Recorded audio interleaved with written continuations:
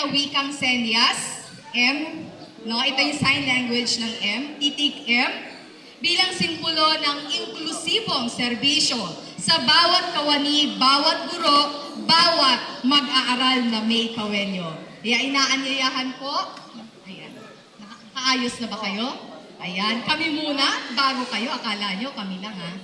Okay? Pusong marangal para sa bawat ALS graduate and completer for school year 2023-2024. Pusong marangal.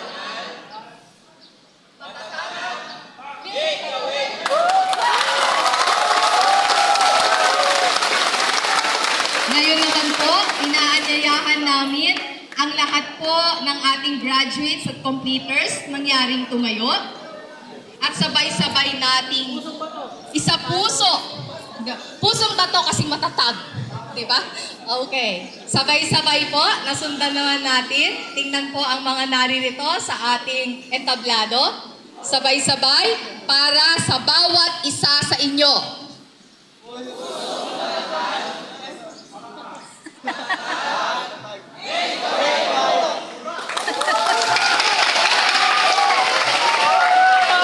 Maraming salamat po.